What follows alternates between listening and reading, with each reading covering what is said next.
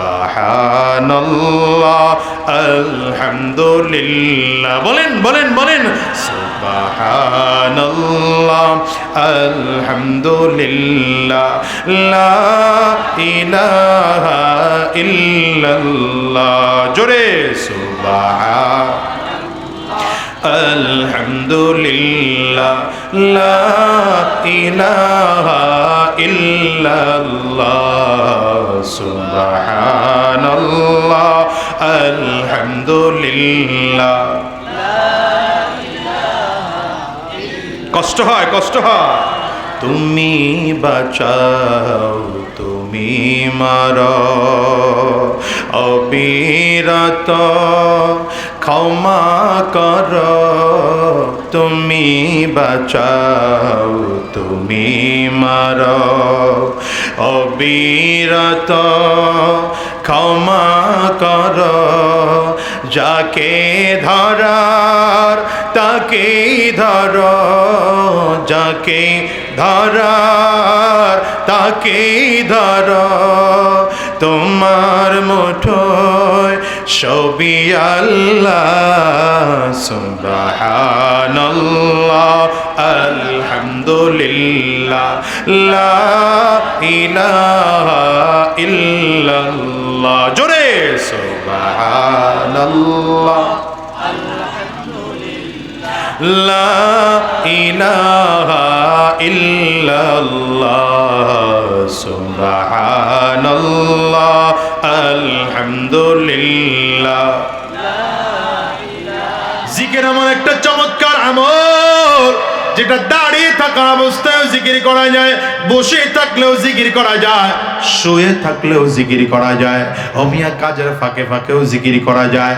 এই জন্য দেখো মাঝে মাঝে কিছু রিক্সাওয়ালা আছে, অমিয়া সিএনজির ড্রাইভার আছে, রাস্তায় রিক্সা চালায়, দেখলে কলিজাটা ঠান্ডা হয়ে যায়, মাথার পাগড়িটা আল্লাহর বান্দায় খুলে না, আর জবান দিয়ে যেন মাওলানা পাকের নামের জিকিরের জরব লাগায়। আবার সিএনজিওয়ালা এই ড্রাইভার সাহেব যদিও ছোট্ট ছোট্ট কাজ করেন, কিন্তু সে কাজের ফাঁকে ফাঁকে আমার মালিকের নামের জিকির বলে না। এই জন্য পয়গম্বর বলেন লা ইয়াজালু লিসানুকা রাতাবান মিন যিকরিল্লাহ। এ মুমিনেরা শোনো, জিকির দিয়া সব সময় দিলটারে জিহ্বাটারে ভিজায় রাখো, জিহ্বাটাকে তাজা রাখো। শোনো মুসলমান, এই জন্য আমি বলি দোকানদার ভাইদেরকে বলে যাব, দোকানদারওয়ালা দোকানদারি করো, কাজ কর্ম করো, ফাঁকে ফাঁকে মাওলা পাকের নামের জিকির চালু রাখো। লাভ কয়টা? তিনটা লাভ। অনেকগুলো লাভ আছে জিকিরে, অনেকগুলো লাভ আছে। সুবহানাল্লাহ আলহামদুলিল্লাহ আল্লাহু আকবার লা ইলাহা ইল্লাল্লাহ, এই জিকিরে অনেক লাভ। এর মধ্যে আজকে তিনটা লাভের কথা বলবো। এক নম্বর লাভ, জিকিরে কলব সাফ হয়। বলেন এক নম্বর লাভ কি? প্রত্যেকের কথা বলতে হবে, এটা ক্লাস। এক নম্বর কি? কলব সাফ হয়। দ্বিতীয় নম্বর, কিয়ামতের ময়দানে মিজানের পাল্লায় নেকের পাল্লা ভারী হবে। দ্বিতীয় নম্বর কি হলো? নেকের পাল্লা ভারী হয়, মিজানের নেকের পাল্লা ভারী হবে। তিন নম্বর, বেশি বেশি জিকির করলে জান্নাতের মধ্যে ফলওয়ালা ছায়াওয়ালা গাছ তৈরি হয়। জবান খুলে আওয়াজ দিয়ে জোরে বলেন সুবহানাল্লাহ। এজন্য জিকির করা যাবে তো? আরো জোরে বলেন, আওয়াজ করে এবার সবাই বলেন সুবহানাল্লাহ। হয় না, এই আওয়াজে চলবে না, আরো জোরে সুবহানাল্লাহ বলেন। আলহামদুলিল্লাহ আওয়াজ করে বলেন আল্লাহু আকবার। হয় না, আরো জোরে আল্লাহু আকবার। এক নম্বর লাভ জিকিরের, দিল বলেন না। বক্স বন্ধ হয়ে গেল নাকি? না রাখাইলো, সাউন্ড একটু কম কম মনে হইল। এক নম্বর লাভ জিকিরে দিল সাফ। প্রশ্ন হতে পারে এটা যে দিল সাফ করার দরকার কি, আর দিল সাফ কেনই বা করব? দেখেন, আল্লাহ তাআলা জন্মগতভাবে আপনার আমার দিলটাকে পরিষ্কার করে রেখেছেন, কলবকে পরিষ্কার করে রেখেছেন। কিন্তু আপনার আমার গুনাহের কারণে দিলটার মধ্যে ময়লা ধরে যায়, জং ধরে যায়, দাগ পড়ে যায়। কারণ রাসূল বলেন ইদা আযনাবাল আবদ নুকিতাত ফি কলবিহি নুকতাতান সাউদা। বান্দা যখন গুনাহ করে বান্দার কলবের মধ্যে কালো দাগ পড়ে যায়। বান্দা একটা গুনাহ করেছে তো বান্দার কলবের মধ্যে একটা কালো দাগ পড়ে গেল। দ্বিতীয় গুনাহ করেছে, কলবের মধ্যে আরেকটা কালো দাগ পড়ে গেল। আবার গুনাহ করেছে, কলবের মধ্যে আবারও কালো দাগ পড়ে গেল। এমন করে বান্দা গুনাহ করতে করতে কলবের মধ্যে কালো দাগ পড়ে পড়ে পরিষ্কার কলবটা দাগ যুক্ত হয়ে যায়, কালো হয়ে যায়। যেই মানুষটার দিল কালো হয়ে যায় ওই মানুষটার দিল ভালো না, সেই মানুষটার দিল খারাপ। এই জন্য নবী বলেন, আলা ইন্না ফিল জাসাদি লামুদগা ইযা সালুহাত সালুহাল জাসাদু কুল্লু ওয়া ইযা ফাসাদাত ফাসাদাল জাসাদু কুল্লু। পয়গম্বর বলেন, তোমাদের প্রত্যেকের শরীরের মধ্যে একটা ছোট্ট গোশতের টুকরা আছে। এই গোশতের টুকরাটা যখন খারাপ হয়ে যায় পুরো মানুষটাই তখন খারাপ হয়ে যায়, পুরো বডিটাই তখন খারাপ হয়ে যায়। যখন গোশতের টুকরাটা ভালো হয়ে যায় পুরো বডিটাই তখন ভালো হয়ে যায়। পয়গম্বর বলেন, গোশতের টুকরার নামটা কি জানো? আলা ওয়াহিয়াল কলব। গোশতের টুকরার নাম হলো কলব। তার মানে যেই মানুষটার কলব ভালো সেই মানুষটার চিন্তা চেতনা ভালো, ব্রেইন ভালো। যেই মানুষটার কলব ভালো সেই মানুষটার চোখ ভালো। যেই মানুষটার কলব ভালো সেই মানুষের জবান ভালো। যেই মানুষটার জবান কলব ভালো সেই মানুষের কান ভালো। যেই মানুষের কলব ভালো সেই মানুষের হাত ভালো। যেই মানুষটার কলব ভালো সেই মানুষটার পা ভালো। যেই মানুষের কলব ভালো সেই মানুষের লেনদেন ভালো। যেই মানুষের কলব ভালো সেই মানুষটার পারিবারিক জীবন ভালো। যেই মানুষের কলব ভালো সেই মানুষটার রাষ্ট্রীয় জীবন ভালো। যেই মানুষটার কলব ভালো সেই মানুষটার সিরত সুরত লিবাস পোশাক ভালো। যেই মানুষটার কলব ভালো তার রাজনৈতিক জীবনটাও ভালো। যেই মানুষটার কলব ভালো না তার গোটা জিন্দেগির কোনো কিছুই ভালো না। জিকিরের এক নম্বরে লাভ, হ্যাঁ মাশাআল্লাহ, জিকিরের এক নম্বর লাভ। জোরে বলেন, জোরে বলেন, জোরে বলেন। গতকাল দেখলাম জিকিরে যে কলব সাফ হয় এটার একটা বড় মাধ্যম পাইলাম। আবার দ্বিতীয় আরেকটা উদাহরণও পাইলাম। মানুষ যদি ভালো মানুষের সোহবতে চলে যায় খারাপ মানুষগুলো ভালো হয়ে যায়। তাহলে জিকিরে এক নম্বর লাভ, কলব সাফ হয়। বলেন কি হয়? আবার আওয়াজ করে বলেন কি হয়? হ্যাঁ, ওই যে বলছিলাম যে গতকাল দেখলাম মানুষ ভালো মানুষের সোহবতে গেলে খারাপ মানুষগুলো ভালো হয়ে যায়। আবার মানুষ যদি খারাপ মানুষের সোহবতে যায় ভালো মানুষগুলো খারাপ হয়ে যাওয়ার সম্ভাবনা আছে। কি আছে না নাই জোরে বলেন। গতকাল দেখলাম চরমনায়ের মাহফিল, এই যে আজকে সকালবেলা মোনাজাত হলো। হযরত পীর সাহেব হুজুর চরমনায়ের বয়ানের পরে জিকির চলতেছে। পুলিশগুলো আসছে পাহারা দেওয়ার জন্য। মাশাআল্লাহ, এরাও দাঁড়ায় দাঁড়ায় জিকির শুরু করছে। জিকির হলো এমন একটা আমল যে আমল দ্বারা কলব সাফ হয়। কথা বলেন না? কিন্তু আমাদের দেশের সমস্যা হলো আমরা অনেকে মনে করি জিকির খালি পীর সাহেব আর মুরিদদের কাম, আমাগর কারো কাম না। বিশেষ করে রাজনীতিবিদ যারা, এরা প্রতিদিন মিছিল করতে করতে নিজের মার্কার মিছিল, নিজের নেতার মিছিল আর নিজের দলের মিছিল করতে করতে মুখে ফানা তুলে ফেলবে, গলা ফাটায় ফেলবে। এই কপাল পরার জবান থেকে একবারের জন্য মাওলা পাকের জিকির বের হয় না। ঠিক কিনা বলো? এরা মিছিলটা শুরু করতে গিয়া নারে তাকবীর আল্লাহু আকবার দিয়েও শুরু করতে পারে নাই। বিগত দিনে আমরা দেখছি এরা মিছিল করে জয় বাংলা। আপনাদের এলাকায় মনে হয় এমন মিছিল আসিল না? জয় বাংলা জয় বঙ্গবন্ধু দিয়ে মিছিল শুরু করে।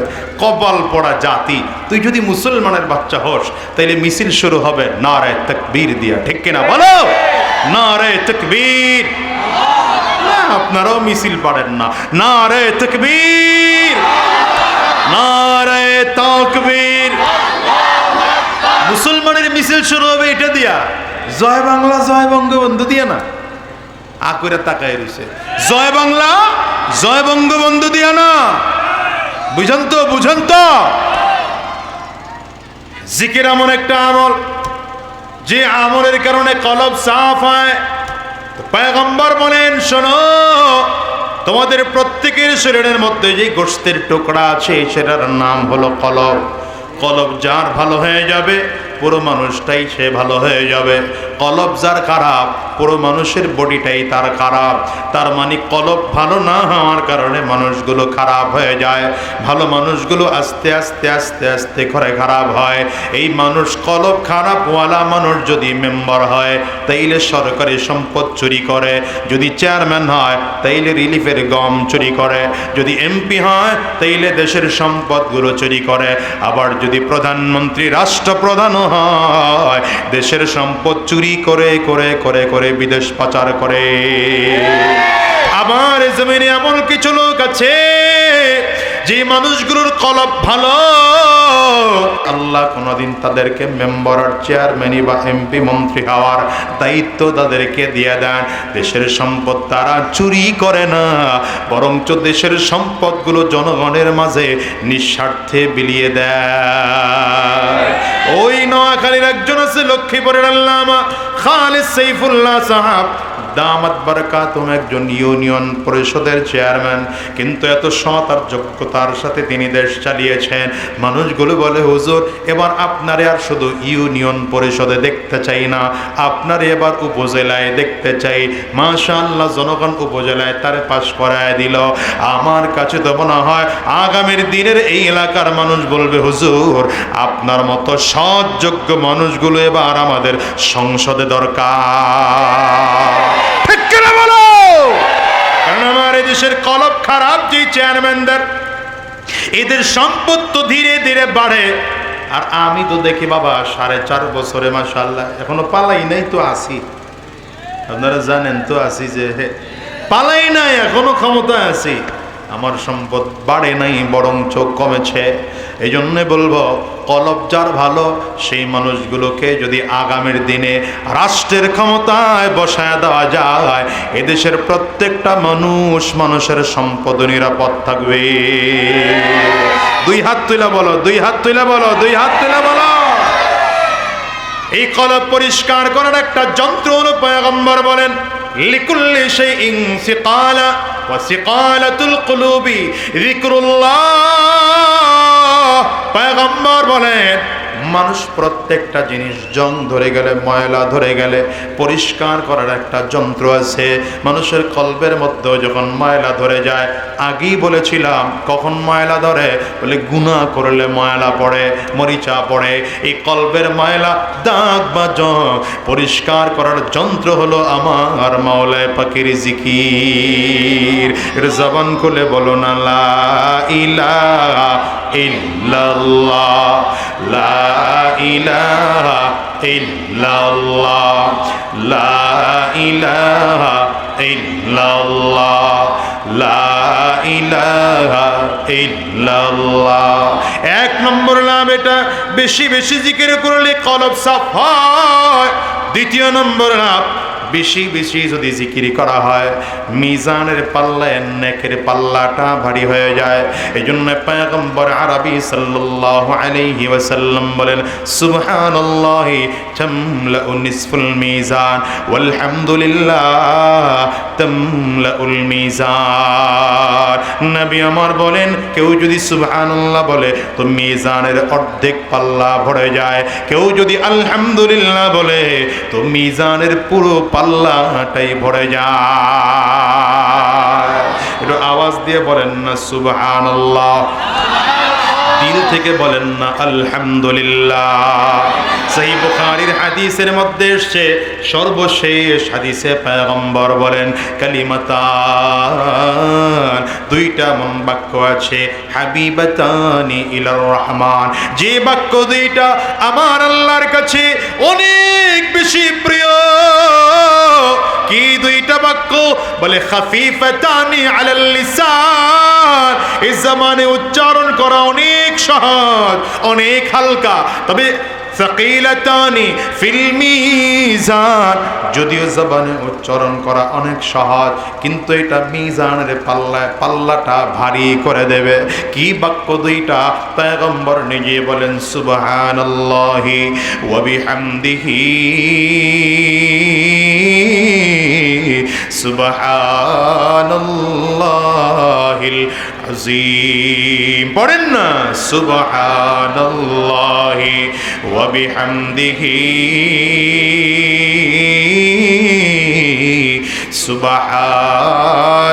সুবহানাল্লাহিল আযীম। হয় না? আওয়াজ দিয়ে বলেন সুবহানাল্লাহি ওয়া বিহামদিহি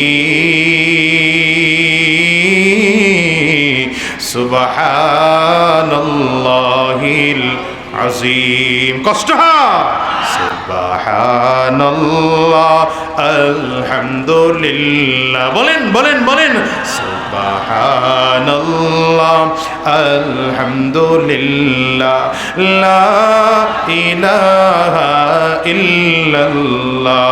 জোরে সুবহান আলহামদুলিল্লাহ লা ইলাহা ইল্লাল্লাহ সুবহানাল্লাহ আলহামদুলিল্লাহ। কষ্ট হয়, কষ্ট হয়। তুমি বাঁচাও, তুমি মারো, অবিরত ক্ষমা করো। তুমি বাঁচাও, তুমি মারো, অবিরত ক্ষমা করো। যাকে ধরার তাকেই ধরো, যাকে ধরার তাকেই ধরো। তোমার মুঠোয় সবই আল্লাহ। সুবহানাল্লাহ আলহামদুলিল্লাহ লা ইলাহা ইল্লাল্লাহ। জোরে সুবহানাল্লাহ লা ইলাহা ইল্লাল্লাহ সুবহানাল্লাহ আলহামদুলিল্লাহ। এটা হলো জিকিরের দ্বিতীয় নম্বর লাভ। বেশি বেশি যদি জিকির করা হয়, কিয়ামতের ময়দানে মিজানের পাল্লা ভারী হয়ে যাবে। 3 নম্বর জিকির করলে লাভ হলো, কিয়ামতের ময়দানে আল্লাহ তাআলা আপনাকে আমাকে যেই জান্নাত দিবেন, এই জান্নাতের মধ্যে একটা গাছ রোপণ করা হবে। চিল্লায় জোরে বলেন সুবহানাল্লাহ। কোথায় পাইলাম বাবা? বাইহাকির হাদিসের মধ্যে এসেছে রাসূলুল্লাহ সাল্লাল্লাহু আলাইহি ওয়াসাল্লাম মিরাজ যেদিন রওনা করলেন, প্রথম বাইতুল মাকদাসে নামাজ শেষ করে প্রথম আসমান পার হয়ে 7 আসমানে যখন চলে গেলেন, 7 আসমানে গিয়ে তাকিয়ে দেখেন আমাদের জাতীয় পিতা পয়গম্বর ইব্রাহিম আলাইহিস সালাতু ওয়াস সালাম 7 আসমানের উপরে বাইতুল মামুরের ওয়ালের সাথে হেলান লাগায়া পয়গম্বর ইব্রাহিম আলাইহিস সালাম বসে আছে। ইব্রাহিম আলাইহিস সালাম আমাদের কি হন? 16 বছরের অভ্যাস, তো এই জন্য জোরে কইতে পারেন না।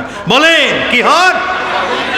হ্যাঁ, পাইলাম কোথায়? বলে আল্লাহ কোরআনে বলেছেন বানা বানা বলে নাই, নিজের মন লাগছে তাই কাউরে জাতির পিতা বলি নাই, বলেছি তো আল্লাহর কোরআন বলেছে এই জন্যে।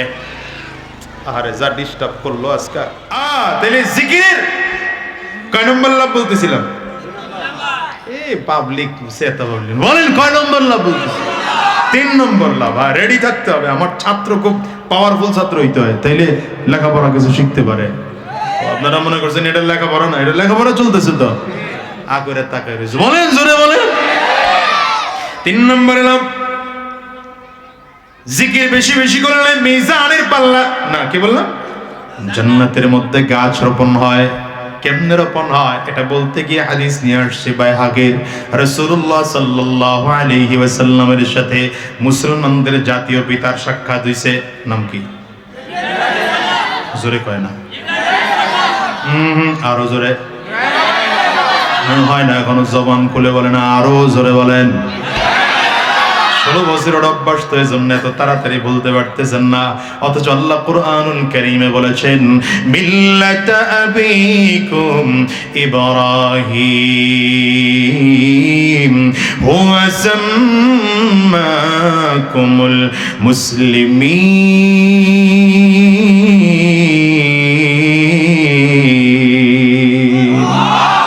ইব্রাহিম আলাইহিস সালাতু ওয়াস সালামকে জাতির পিতা ঘোষণা করেছেন। কে আঙ্গুল চা করেছিলেন বলো? আল্লাহ বলেছেন, এই জন্য আমরা তাকে জাতির পিতা মানি। আল্লাহ যদি না বলতেন তাইলে আমরা পয়গম্বর ইব্রাহিম আলাইহিস সালামকে জাতির পিতা মানতাম না।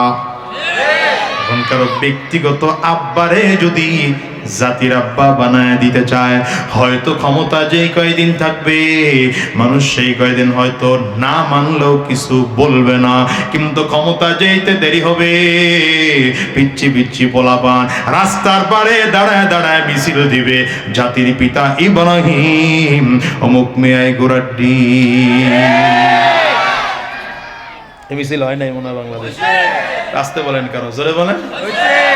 এই জন্য কারো ব্যক্তিগত আব্বারে জাতির আব্বা বানাইতে চাইবেন না।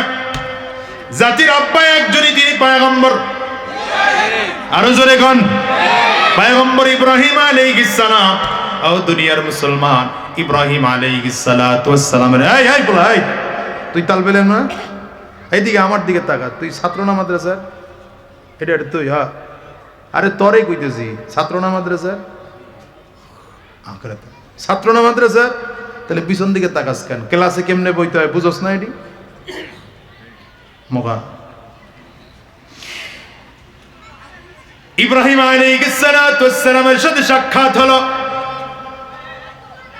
সাত আসমানে বাইতুল মামুরের ওয়ালের সাথে হালাল লাগিয়ে বসে আছে। পয়গম্বর ইব্রাহিম আলাইহিস সালাম আমার নবীকে দেখা ডেকে বললেন, পয়গম্বর আমি তো তোমার উম্মতের কাছে আর যেতে পারবো না। লম্বা সময় কথা পরে বলে দিলেন, পয়গম্বর শোনো, তুমি যখন তোমার উম্মতের কাছে যাইবা আমার পক্ষ থেকে কিছু বার্তা নিয়ে যাও, এটা তোমার উম্মতের কাছে পৌঁছায় দিবা। পয়গম্বর ইব্রাহিম আলাইহিস সালাতু ওয়াস সালাম তোমার আমার নবী সরওয়ারে দু আলাম জনাবে মুহাম্মদুর রাসূলুল্লাহ সাল্লাল্লাহু আলাইহি ওয়াসাল্লামের কাছে 4টা বার্তা দিয়েছেন। বলেন কয়টা বার্তা? 1 নম্বর বার্তা, আকরি উম্মাতাকা মিন্নিস সালাম। পয়গম্বর আমার পক্ষ থেকে তোমার উম্মতরে সালাম জানিয়ে দিবা। জোরে বলো। এটা 1 নম্বর বার্তা। তাহলে জাতির পিতা আমাদেরকে কি জানাইছেন? সালাম জানাইছেন। তাহলে জাতির পিতা সেই হওয়ার যোগ্য যিনি মরণের পরেও নবীর মাধ্যমে সালাম পাঠাইতে পারে। আর যে পাঠায় না, হ্যাঁ জাতির পিতা না জাতির জোতা। এটা 1 নম্বর বার্তা। 2 নম্বর বার্তা, দ্বিতীয় নম্বর বার্তা, ওয়া আখবিরহুম আন্নাল জান্নাতা তাইয়্যিবাতুত তুরবাতি। পয়গম্বর বলেন, শোনো, ইব্রাহিম আলাইহিস সালাতু ওয়াস সালাম জানিয়ে দিয়েছেন মুহাম্মদ তোমার উম্মতরা যেই জান্নাতের জন্য পাগল, সেই জান্নাতের মাটিটা নরমাল মাটি নয়, বড় সুগন্ধিওয়ালা মাটি। কারণ জান্নাতের মাটি সাধারণ কোনো মাটি নয়। এই মাটিটা হবে, পয়গম্বর বলেন, জাফরান দিয়ে বানানো হবে। জাফরান দিয়ে জান্নাতের মাটি বানানো হলে এই মাটি থেকেও ঘ্রাণ বের হবে। চিল্লায় আওয়াজ করে আল্লাহু আকবার জোরে বলেন। এটা হলো 2 নম্বর বার্তা। 3 নম্বর বার্তা, আজবাতুল মা। পয়গম্বর জানিয়ে দিয়ে তোমার উম্মতকে, তোমার উম্মতরা যেই জান্নাতের জন্য পাগল, সেই জান্নাতের পানি নরমাল কোনো পানি নয়, পানিটাও হবে অত্যন্ত মিষ্টি পানি। আল্লাহু আকবার আর জোরে বলেন। 4 নম্বর বার্তা, এটা হলো আজকে কথার মূল পয়েন্ট। 4 নম্বর বার্তা, ওয়া আন্নাহা কিআন। পয়গম্বর জানায় দিবা তোমার উম্মত যেই জান্নাতের জন্য পাগল, এই জান্নাতটা কিন্তু ফাঁকা ময়দান থাকবে। আপনারা ভালো করে বুঝে শুনে উত্তর দিবেন। দুনিয়ার সব থেকে ছোট জান্নাতিকে আল্লাহ তাআলা দুনিয়ার 10 গুণ বড় একটা জান্নাত তাকে দান করবেন। এই বিশাল ময়দানটা যদি ফাঁকা থাকলে ভালো লাগবে না কিছু থাকলে গাছপালা ঘরবাড়ি এগুলো থাকলে ভালো লাগবে না ফাঁকা থাকলে ভালো লাগবে? থাকলে ভালো লাগবে। যেমন আজকের এখানে মাহফিল করা হলো, যদি এখানে সুন্দর লাইটিং এর ব্যবস্থা করা না হতো, স্টেজ করা না হতো, তাইলে দেখতে ভালো লাগতো না। জান্নাতটা ফাঁকা ফাঁকা থাকলে ভালো লাগবে না। কিন্তু পয়গম্বর ইব্রাহিম আলাইহিস সালাম বলেন আল্লাহ যেই জান্নাত দিবে এই জান্নাতটা ফাঁকা থাকবে। তবে জান্নাত যদি গাছপালা লাগায় লাগায় ভরাইতে হয়, ওয়া আন্না গিরাসাহা সুবহানাল্লাহ ওয়ালহামদুলিল্লাহ ওয়ালা ইলাহা ইল্লাল্লাহ ওয়াল্লাহু আকবার। পয়গম্বর ইব্রাহিম আলাইহিস সালাতু ওয়াস সালাম বলেন মুহাম্মদ তোমার উম্মতকে জানিয়ে দিবা তোমার উম্মত যদি জান্নাতের গাছটা ফাঁকা জায়গায় গাছ লাগাইতে চায় তাইলে যেন সুবহানাল্লাহ বলে, কারণ একবার সুবহানাল্লাহ বললে জান্নাতের মধ্যে একটা গাছ হয়ে যাবে, আলহামদুলিল্লাহ বললে জান্নাতে আর একটা গাছ হয়ে যাবে, আল্লাহু আকবার বললে জান্নাতের মধ্যে আরেকটা গাছ হয়ে যাবে, লা ইলাহা ইল্লাল্লাহ বলেছে জান্নাতের মধ্যে আরেকটা গাছ হয়ে গিয়েছে। আওয়াজ দিয়ে জোরে বলেন সুবহানাল্লাহ। এখন পর্যন্ত যারা একবারও সুবহানাল্লাহ বলেন নাই একটা গাছও আপনার হয়নি। এই জন্য আবার সুযোগ দিলাম, পড়েন জান্নাতি গাছ হবে, ফলওয়ালা ছায়াওয়ালা গাছ হবে, এই নিয়ত করে বলেন সুবহানাল্লাহ। জান্নাতে একটা গাছ হয়ে গেল। যারা প্রথমবার বলেছেন একটা গাছ হয়েছে, এর আগে যারা 2 বার বলেছেন 2টা গাছ হলো, 3 বার বলেছেন তো 3টা গাছ হলো, যতবার বলেছে ততবার জান্নাতে গাছ তৈরি হয়ে গিয়েছে। এই যে আবার বলছেন আবার হয়ে গেল। এবার বলেন আলহামদুলিল্লাহ। জবান খুলে আওয়াজ দিয়ে জোরে বলেন আল্লাহু আকবার। আরো জোরে বলেন আল্লাহু আকবার। এবার জবান খুলে বলেন লা ইলাহা ইল্লাল্লাহ। বলেন বলেন বলেন, জবান খুলে আওয়াজ দিয়ে বলেন লা ইলাহা ইল্লাল্লাহ। এই জবান যারা করে বন্ধ না থাকে, জবান খুলে লা ইলাহা ইল্লাল্লাহ। জিকির এমন একটা চমৎকার আমল যেটা দাঁড়িয়ে থাকা অবস্থায় জিকির করা যায়, বসে থাকলেও জিকির করা যায়, শুয়ে থাকলেও জিকির করা যায়, অমিয়া কাজের ফাঁকে ফাঁকেও জিকির করা যায়। এই জন্য দেখো মাঝে মাঝে কিছু রিক্সাওয়ালা আছে, অমিয়া সিএনজির ড্রাইভার আছে, রাস্তায় রিক্সা চালায়, দেখলে কলিজাটা ঠান্ডা হয়ে যায়, মাথার পাগড়িটা আল্লাহর বান্দায় খুলে না, আর জবান দিয়ে যেন মাওলানা পাকের নামের জিকিরের জরব লাগায়। আবার সিএনজিওয়ালা এই ড্রাইভার সাহেব যদিও ছোট্ট ছোট্ট কাজ করেন, কিন্তু সে কাজের ফাঁকে ফাঁকে আমার মালিকের নামের জিকির বলে না। এই জন্য পয়গম্বর বলেন লা ইয়াজালু লিসানুকা রাতাবান মিন যিকরিল্লাহ। এ মুমিনেরা শোনো, জিকির দিয়া সব সময় দিলটারে জিহ্বাটারে ভিজায় রাখো, জিহ্বাটাকে তাজা রাখো। শোনো মুসলমান, এই জন্য আমি বলি দোকানদার ভাইদেরকে বলে যাব, দোকানদারওয়ালা দোকানদারি করো, কাজ কর্ম করো, ফাঁকে ফাঁকে মাওলা পাকের নামের জিকির চালু রাখো। বিশেষ করে পর্দার আড়ালে আমার যত মা আছে বোন আছে, আমি তাদেরকে বলবো মা তোমাদেরকেও বলে যাই, শোনো সারাটা দিন কাজ করো, কাজের ফাঁকে ফাঁকে ফাঁকে ফাঁকেও মাওলা পাকের নামের জিকির করা যায়। যেমন আজকের থেকে একটা ছোট্ট পরামর্শ দিয়ে গেলাম, এতদিন ধরে খানা রান্না করেছো, কোনোদিন জিকির অবস্থায় খানা রান্না করো নাই, আগামীকাল যখন খানা রান্না শুরু করবা এর আগে ওযু করে নিবা, পবিত্র হইয়া একটা পবিত্র কাপড় পরিধান করে এরপরে বডিটা সামনে নিয়া তরকারি কাটতেছো, জবানে মালিকের নামের জিকির চালু রাখো। এই খানাটা এই তরকারিটা কড়াইয়ের মধ্যে উঠাইলা, চামচ দিয়ে নাড়তেছো গোমা, আর জবানে মাওলা পাকের নামের জিকির চালু রাখো। ভাত হয়ে গেল, পাতিলাটা উপর করলা, ভাতের মার গাড়ার জন্যে জবানে মাওলা পাকের নামের জিকির চালু রাখো। শুধু তাই নয়, স্বামীর খানা বেড়ে দাও, সন্তানকে খানা বেড়ে বেড়ে খাওয়াও, আর মাওলা পাকের নামের জিকির চালু রাখো। আল্লাহর কসম করে বলে যাইতে পারো, তোমার সন্তান, তোমার স্বামী যুগের ওলি হওয়ার সম্ভাবনা আছে।